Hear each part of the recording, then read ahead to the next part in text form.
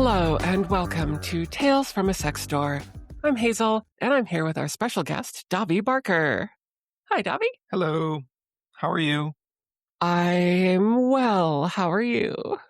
I'm doing well. Excellent. So we are going to kind of play it a little bit by ear today, right? But the first thing is we wanted to talk about your new book. Do you want to tell us about it? Yeah, not out yet. It is with the editors and consultants as we speak. The title is She No Dead. It is a biography of José Sarria, who is a drag icon from San Francisco in the 40s and 50s. Awesome. Yeah, kind of just like an amazing life. Fought in World War II and then went and began drag performance when they got out. But it was illegal. It was illegal for men to wear makeup in San Francisco. In the 40s and 50s? Yeah. Oh and my so gosh. they initially had to market everything as kabuki theater because there was an exception in the law for Japanese theater. Men could wear makeup in kabuki theater. That's fascinating. Why was that? I think because it was a cultural referent already. Oh, gotcha. It was an innate part of kabuki theater, so I assume it was written into the law when they decided to legislate men wearing makeup. But yeah, just amazing life. They're perhaps best known as the first queer person to run for any office in the United States. They ran for the city supervisor position that was later won by Harvey Milk. So Oh, cool. they basically built the voting bloc that became the campaign for Harvey Milk and then participated in the campaign for Harvey Milk. So mover and shaker. So those who might not know, who's Harvey Milk? Harvey Milk was the first elected queer person and supervisor here in San Francisco. I don't know the history that well. I know there's a movie. I know they're famous. I know the airport is named after them. The punchline is that they were assassinated. That's right. But I'm not an expert on the history of Harvey Milk. Right. Oh, gosh. Okay, so Empress Norton, she no dead. Why she no dead? Oh, right. So José Sarria, as he was known, becomes Empress Norton as she became legend. And they start this thing, the Imperial Council, the Imperial Court, which is now the International Imperial Court. And she models herself on Emperor Norton. She calls herself Empress Norton, the widow Norton, and goes into these dramatic lamentations about the death of her husband, Oh my gosh. who died 100 years before she was born. Amazing. Okay, Emperor Norton. Yes, thank you.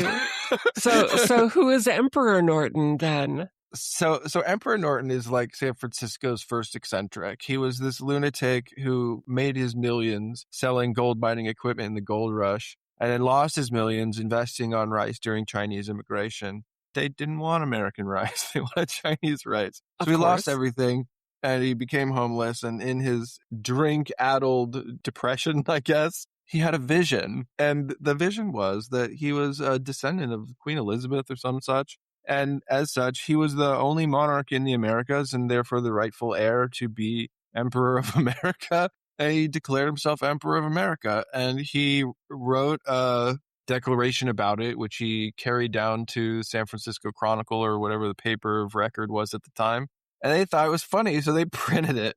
And, within a few years, he was printing his own money. He was, demanding salutes from police officers. He was breaking up riots. Oh my gosh. Breaking up riots? Yeah, he famously broke up a race riot or a gang riot. And it was literally like posses in the street kind of thing. And the police had kind of like backed down or let him fight it out. And Emperor Norton stood between them and prayed. And this stopped the fight. Oh, wow. Wild. Yeah. His life was full of crazy things like that. There was a riot to spring him from jail. The city elected a new sheriff who was from out of town. And so they just arrested him for drunk in public or sleeping in the street or whatever he did. And put him in the jailhouse. And people literally like amassed outside the jailhouse and demanded his release. Like this new sheriff did not understand what he had done. Wild. But anyway, in many circles, when people say Emperor Norton, they say he no dead. And it's a kind of like I don't know, honorific sainthood, kind of like the spirit of Norton is alive kind of thing. And so Empress Norton, who declared herself in this lineage, I feel she deserves the same honorific. She passed away in 2013. She no dead. She no dead. Nice. So the subtitle is The Powerful Play of José Sarria. So what is her play, or what is his play? I've noticed you're using rotating pronouns. So what I try and do, she did not give us the map of her gender, okay? Okay, sure. And she called herself a gender illusionist. So if she told you, I don't know if you should even believe her. But what I try to do in the book is I use he when we were talking about Jose, the man who ran for office, who wore a suit and presented as a man. Sure. And I use she when we're talking about Empress Norton, who is this larger-than-life character that Jose played and eventually became. And sure. I use they when I'm speaking of them both in the plural, right? So they were both at Pride 25, right? Like, yeah. Pride 25. It's a big 25th anniversary of the Stonewall riot. Pride celebration. It was a massive pride. There was a whole, can I tangent? This is one of my favorite things. Yeah, so do it. There was a dispute. There is a dispute to this day. It's a theme in the book between what I'm calling liberationists and assimilationists. So Pride, this celebration of the Stonewall riots and queer liberation generally, has a 25-year anniversary, and they're going to throw a big parade. And they're inviting 25 of the original activists to the scene, or 25 prominent queer activists, and Jose is among them. And there's a dispute behind the scenes of whether or not the drag queens can wear their dresses. That the liberationists are like, yeah, we're going to fucking wear our dresses. That's the whole goddamn point. And the assimilationists are like, but we got to kind of keep it conservative. We want to not be too outlandish. We want to like appeal to the normies. We want to like, beg for our rights. And, yeah. If you can't tell, I have picked my side already. Oh, yeah. So Jose famously picked her side. The Empress picked her side and led an audacious side parade. Excellent. When the organizers asked the queens to leave their dresses in their closets, right? All right. So wait, was this a parallel parade? Is that what I get? Yeah. The Empress ran a parallel parade for the queens that wouldn't take off their dresses. Or hell would, yeah. If you asked them nicely. But that is awesome. They took separate streets. They ended up in the same park. Like they went to the same after parties. But yeah. That's great. Like she insisted that that's the point, right? Yeah. To live in public, to be audacious, to be flamboyant. Yeah. Not just to fit in, not just to be accepted. Right. Oh my gosh, I love that. So there's a million little stories like that. Their life was amazing. The one I kind of want to talk about is interesting. I don't know how much of this is like historically accurate and how much of this is me like psychological projection after the fact, but I feel like this is a very like common queer experience that's like on my mind. Okay. So Jose is essentially raised by two moms. Awesome. His dad disappears, doesn't really play a large role other than sort of like legally squeezing child support out of him until he flees the country. And oh, wow. Okay. The extent's gone to get away from child support. Yes. In response, Jose's mother gets a sort of like nursing maiding position in a family home, and it's sort of the whole group is adopted into a kind of family home. And so Jose is sort of raised with these other kids from this other family by these two moms who become very close, who go on picnics together. And it's like they're indulging his femininity all along, right? Yeah. Like he's dressing as a girl and dancing Mexican folk dances as a girl. I love it. You know what I mean? Like this is the way in which he was raised. So Jose doesn't have a closeted life, right? Jose seduced the officer to get into the military. Like, oh, wow. Yeah. Damn. But then he gets out of the military and he starts hanging out with the Black Cat. And this is where he becomes famous. Black Cat. for the performing. Yeah, the Black Cat Cafe was a bohemian lounge in San Francisco at the time. It's not there anymore. But he falls in love with this boy who works there named Jimmy Moore. And Jimmy Moore is a closeted person. Jimmy Yeah. Moore's parents don't know that he's gay. They don't know about this place that he works. Right. And the two of them become lovers and move in together, and it's tumultuous. Yeah. Jimmy is constantly going on these drunken binges and disappearing for days at a time. Meanwhile, Jose is becoming famous on the stage, and people are recognizing him in public. And Jimmy doesn't like this fame. Jimmy wants kind of quiet life, right? Right. And in the end, Jimmy dies and his parents never know. Wow. Jose has to navigate this funeral, explaining to his father why Jimmy was so important to him without outing him. Wow. They were really good roommates. Yeah, just the whole time. So close. Good God, roommates. that's brutal. But it's that's not Jose's programming. Jose Right. had an uncloseted life, right? Yeah. But I think that is a common experience. I was writing about this again. I wrote I don't know what to call it, an essay on the pros and cons of confidentiality. Sure. And this idea that closeted people form closeted relationships. Yes. That's the down low, right? Yeah. So I don't know. I don't have enough record of specifically Jose and Jimmy's relationship. I have these few fleeting details that point to this common experience. Yeah. Wow. Heartbreak and joy. Yeah. What a bummer that they go hand in hand so often. For real, though. That's what we're trying to do, right? We're trying to evolve to a place where we can just have the joy and not have it be closeted, not have it be tinged with... Yeah, because there's a timeline where that wasn't an issue, right? In the multiverse? Yeah, in the multiverse, there's a timeline where justice was served and Jimmy did not have to be closeted in the military and did not have to be closeted from his parents when he came out. And that's probably what drove him to alcoholism. That's what drove him on these drunken binges. Right. Yeah, it's a cascade effect where Right. if he didn't have to be closeted, then he would have just been working a fun bar with his partner.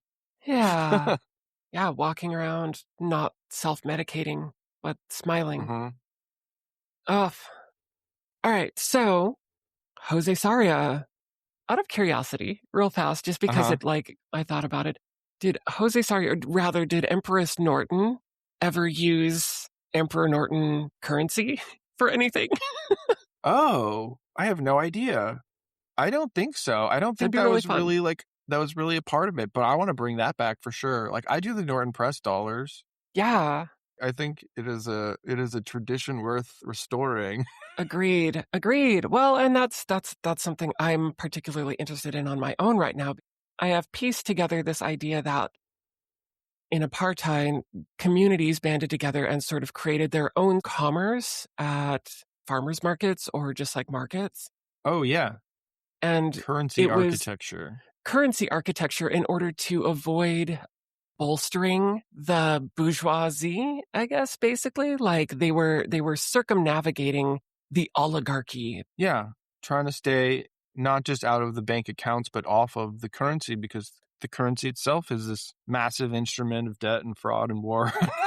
Right. And I love that. And I feel like that would be a tool that we could implement as we move forward into this 250th year of being a state, which there's discussions about how most empires last 250 years before they crumble. Mm-hmm. And it is a peaceful tool that can be done grassroots in every community. Every community could have their own Emperor Norton bucks. Yeah. This is lifelong interest of mine, alternative currencies and that whole phenomenon. One of the ones that comes to mind for me is I think Berkeley and Santa Cruz both had a version of the bread dollar. Bread dollar. And a bread dollar was a coalition of the bakeries in town got together and produced a collective coupon which was good for bread. But you could spend it anywhere with anyone that wanted bread. Like you could give it Cool. away and it would only be spent in these bakeries. Yeah. So Bozeman has a thing like that. The Downtown Business Association there has this thing called Downtown Dollars. So you can buy downtown dollars at any participating retailer, which is basically the entirety of Main Street between Grand Street and Rouse Street. Only the people Yeah. in Bozeman are going to recognize that. But it's the whole strip of Main Street, plus some outlying retail outlets. You can give them away as gifts, coupon books, but they keep that local currency local, which is really fun. Yeah.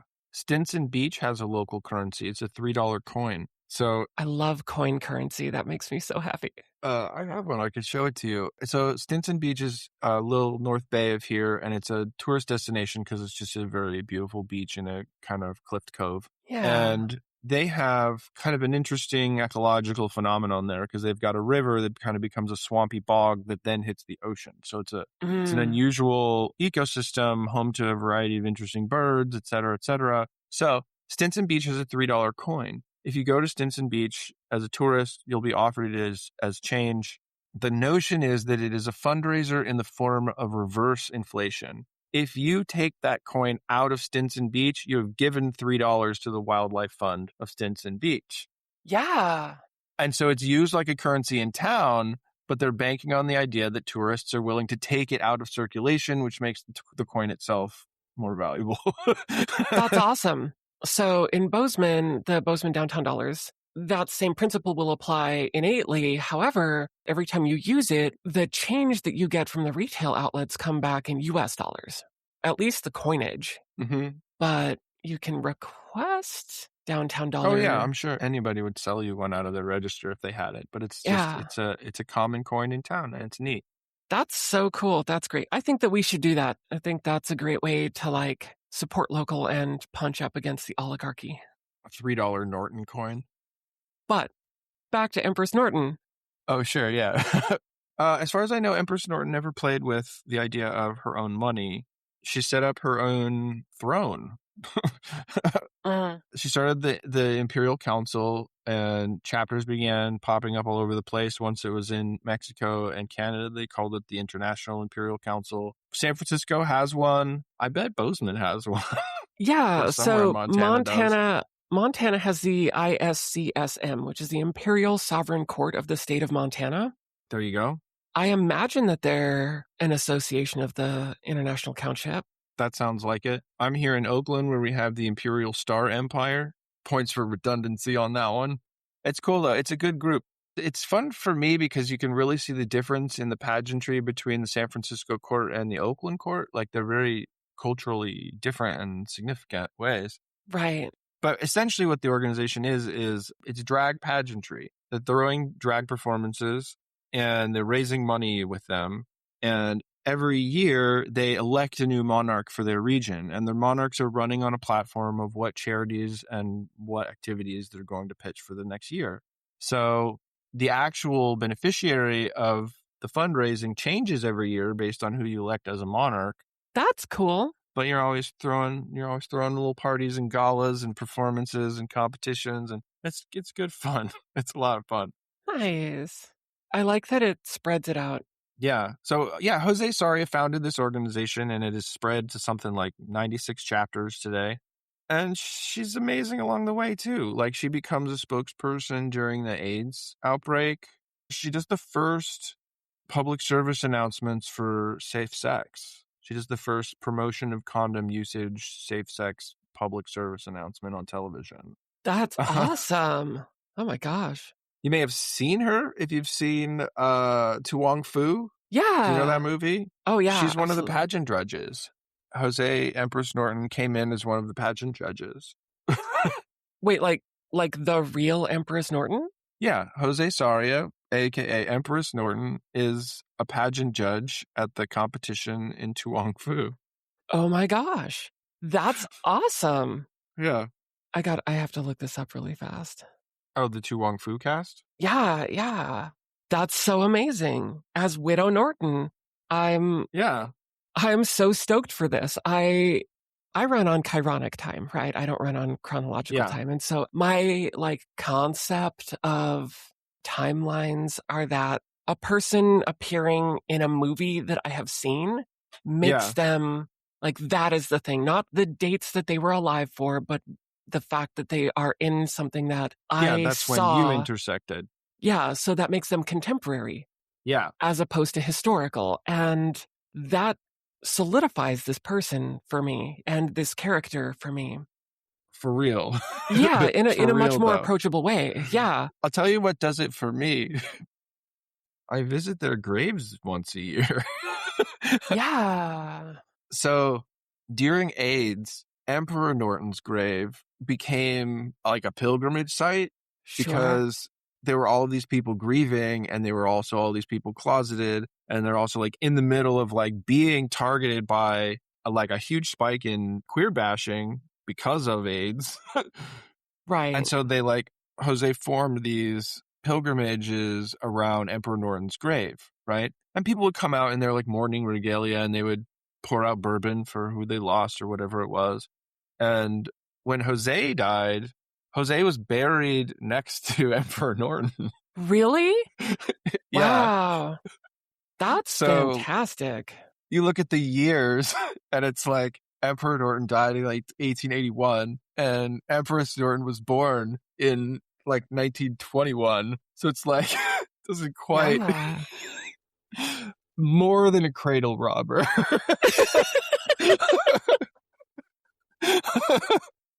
Wow.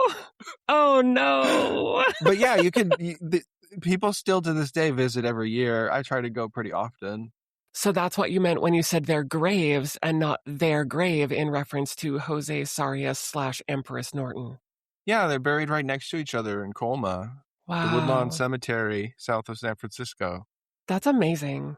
And you still get people going out there with live bands and Yeah. the last time I went, there was a whole leather pupper community there. People brought their Yay! dogs out. Aww. That's very sweet. As Yeah. long as nobody tried to dig up a bone. No. But yeah, they'll go for Jose's birthday or they'll go for Norton's birthday or they'll go for, I don't remember. The last one was a coronation.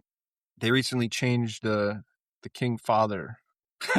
King Father? Yeah, so on top of the imperial courts, which all have their own monarchs, there is an imperial council, which is a sort of governing body of sorts. All right. Just to make sure that all the chapters are at least on brand. Okay. The original point when Jose formed the council was because it was important to them that all the chapters be primarily engaged in charity, right? And so there's a Yes. sort of bar for membership in the imperial court system. Right. And so after all of the other chapters were electing their own monarchs and everything, the empress became the queen mother of the imperial court. And Yeah. that was a lifetime position, which was left to Empress Nicole, who is serving to this day and has been a consultant on the book. Empress Nicole has been one of my biggest cheerleaders. That's awesome. But yeah, when she's in town and there's a gala and some crown is being passed, there's often a trip to the grave or a trip to the cemetery. Very nice. With full honors, with marching band, with fun outfits and visiting emissaries from courts of bygone destinations. It's an amazing spectacle. It sounds fantastic. But what's crazy to me is that this is a San Francisco project. This thing started here. It's embedded in San Francisco's history. It goes on here every year and has ever since, and it's globally renowned. But you go to the drag community here in San Francisco, and nobody's heard of it. It's its own pocket community. That's fascinating. Maybe it's generational. It could be that it's generational. There's a boomer quality. There's a my parents' generation quality to it. And there's a generational shift happening now that this is something I observed at the gala I went to last year, that there are the people who are in the organization who knew Jose, who were alive and participating at the time that Jose was alive and participating and got to see Jose as Empress in this organization. Oh my God. And the people who have gotten involved since 2013, which is quite some time now. So these are like Right? people who are getting involved in this organization who never really knew Jose, like maybe knew some people that knew Jose, but the organization takes on a like communal flavor now Yeah. and has to adapt to that or be ruled with a velvet glove by an heir to the throne. A velvet glove. Hmm. Wow. Yeah, geez. You know, it's interesting because the queer community is struggling so hard with historical erasure, right? Hmm. And yet, what is available, people aren't expending the energy to learn it. You know what I mean? Mm, And it just reminds me of that George Santayana quote: those who cannot remember the past are condemned to repeat it. sure. And part of that, I'm sure, is because it's not like elder queers are everywhere. You know what I mean? Like, we are still, as a Yeah. community, struggling with not just erasure or the fear of being out, but also just like finding each other and building an infrastructure in which to pass along our history. And so we don't have, like, not everybody is a historian in the queer community, I guess. And so Yeah. But some people are like, some people are, yeah, and they do pass along the information. But I feel like this is one of the things. Have you heard about the Queer Liberation Library? no. The Queer Liberation Library is an LGBT digital library. Hmm. It is an actual library. You can sign up for it through like Hoopla or Libby. And it was fundraised and founded in 2023, it looks like. And they launched their collection in October of 2023. So Amazing. yeah, so anybody who is queer or wants to learn about queer history should really like sign up with this free public library through their Libby Yeah. app or whatever and support that.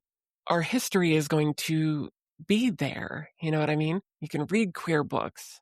I've got two plugs in this department. So one is, in addition to the Imperial Court, there's also the José Sarria Foundation. Mm, And if you go to josesarria.org, they're an organization that is dedicated to preserving the letters and memorabilia of the Empress. And they put on exhibits awesome. and stuff like that. But the main one is, it's called the GLBT Historical Society Archives. And you can find all kinds of stuff there. Like I found like old recordings of Jose's from old like radio interviews and stuff, or there was like a literal scan of the printed sheet of one of their political speeches. That's awesome. Yeah, when they were running for supervisor. Yeah, so the historical resources exist. It's not taught in any school. Right, right. Of course So not. it is on us to seek these sources out, right? Yeah. But that's, I think, the point of queer biographies. Like, this is why I'm so hooked on this as a premise right now in my writing, that we can't pretend like these are new fights. We can't let them say this is all newfangled nonsense and it never existed before, because it has Totally. existed forever. And Forever. All the yeah, way back into human record. Like, anthropologically, they are discovering what appear to be grave sites of coupled yeah, ancient peoples. They found a tomb that I don't even know if it was recently, but they had found a dual sarcophagus where it was two men or two male-bodied people, two male skeletons. Yeah, two male skeletons, and the record that was included in that was that they were lovers, they were partners. yeah. So not new history.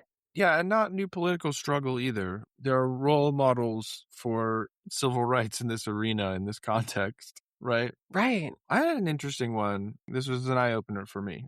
So I ran into this project thinking of drag as mostly performance and entertainment and as like a place for gender play.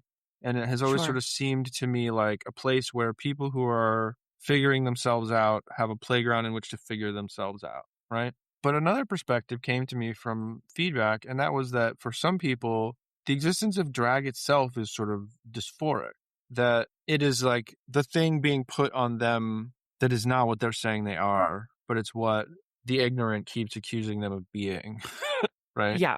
Right. And that perspective had not encountered that in the wild until now. But I see that too. I see it.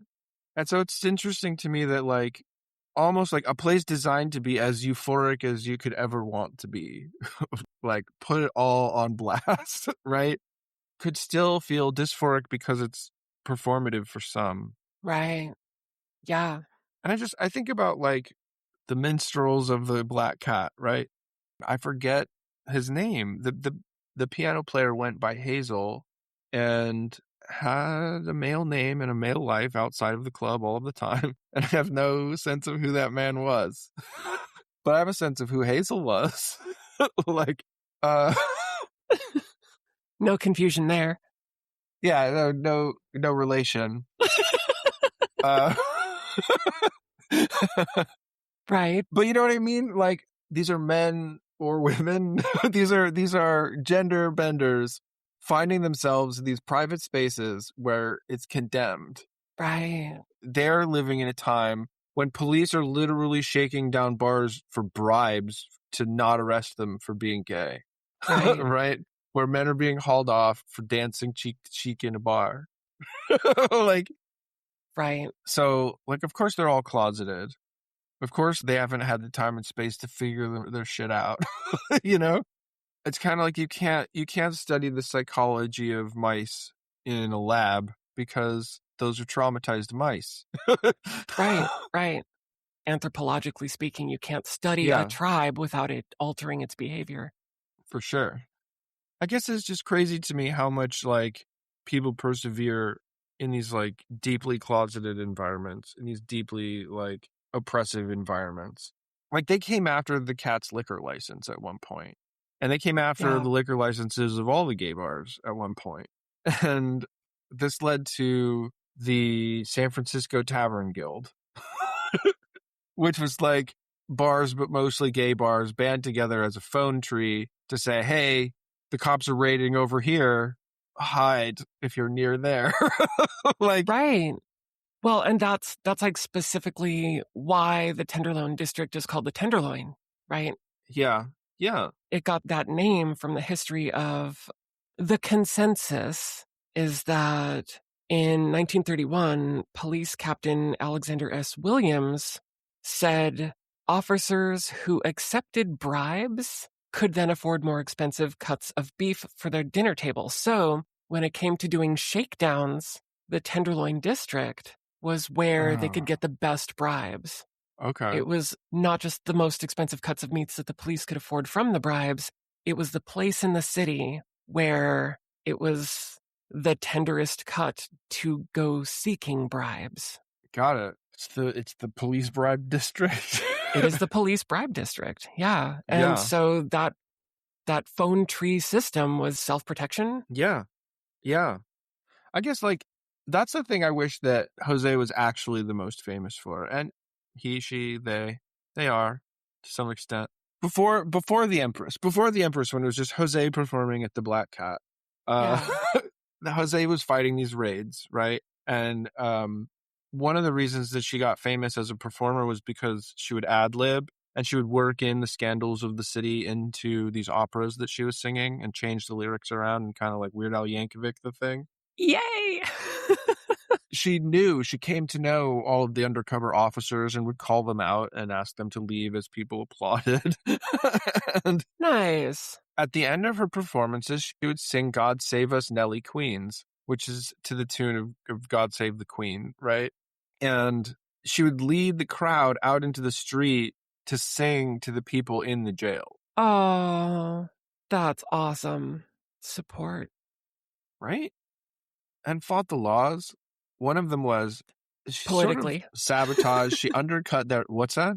Politically speaking, not like out there, I fought the law and She fought the laws, and the law changed. The law budged. I fought the law and I moved the needle. There was a whole thing about Halloween was the only day that you were like allowed to dress in drag. And so police would line up outside clubs waiting for midnight at the end of Halloween and round people up in their costumes midnight at the end of Halloween. That's not even at bar close. That's messed up. Yeah. So Jose got a lawyer on it and looked into this law and said that the actual element of the law or the element of the crime was the intent to defraud. that men wearing women's clothing was fraud by deception. And Wow. so Jose started wearing these little black cat shaped patches that said, "I'm a boy." And so anybody that got arrested for wearing a dress, they fought the charges and said, "It's not fraud. I'm literally wearing my gender on my chest here." Yeah. And they clogged the courts with it, and they like essentially got them to stop enforcing the law. Good. That's awesome. I love that. And it's interesting how that looks now. Like, if we were to conceptualize any portion of these men as trans women, like Right. without the vocabulary, they're marching around with badges that say "I'm a boy." Like me as the like pamphleteer. The pamphleteer in me says, "Man, I'd like to like make these badges, like to like, remember this history and make these badges." But I don't want Yeah. to walk around in a badge that says "I'm a boy." Like Right. and so it's like, it's funny that like the thing that is the liberating tool at the time is almost problematic a generation later. Well, absolutely. That we're hoping that we have moved beyond that. Yeah. It would be nice to not feel like it was necessary to disclose something that nobody has any right knowing who isn't going to be intimate. Yeah.